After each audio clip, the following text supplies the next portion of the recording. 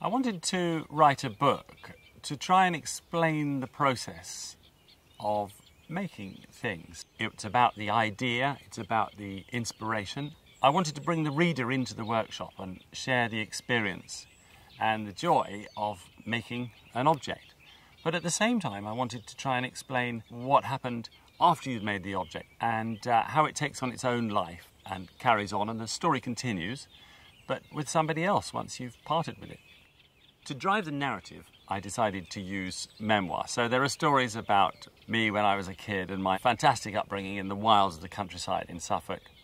And then it brings you up to date with me in my studio in London, designing collections of jewellery, going off to Paris to the fashion shows. There's some elements of glamour there, of selling to celebrities and doing exhibitions and things.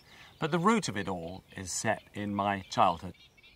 The approach I've taken to the book is pretty much the same as I've taken to making a piece of jewellery. So it started off with this idea, and then I've done my research to explore the idea. Now, in this case, I've used myself because I've used a lot of memoir in explaining the reasons for making, the reasons that I particularly want to make jewellery. I've taken those ideas and worked them into an object that is the book rather than a piece of jewellery. So I see the process has been very similar. Certainly the amount of work you have to put in is comparable. And the satisfaction, the feelings that I had while I was writing the book were very similar. I wanted to share with people the experience and the joy of making jewellery. I hope everyone would enjoy reading the book, not just people that have bought my jewellery and want to know more about it, but anyone interested in designing, making and selling things. I thought people might be curious, not only about what it was like growing up in the 60s and 70s in the wilds of Suffolk without much adult supervision, but more about what it's like to come up with an idea and to work at that and to actually turn it into a physical object. I've been doing this for more than 25 years now, and as my jewellery has become better known around the world, people ask me about my inspiration, and this is my attempt to explain things. I've not written a book before, but when I was 16 I'd not made a piece of jewellery before. When I was 16 I used to make go-karts and bows and arrows and things. It's supposed to be fun. I've enjoyed writing it, and I hope that people will enjoy reading it.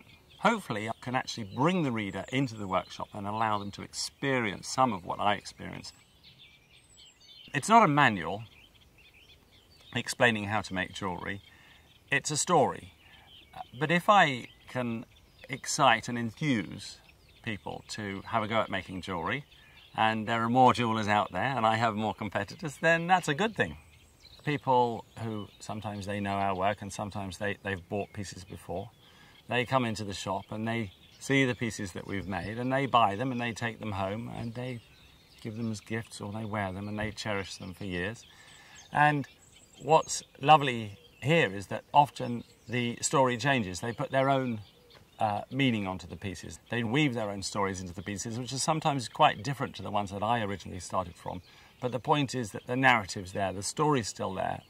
So from start to finish, it's very much about communication, really. It's about sharing ideas with people.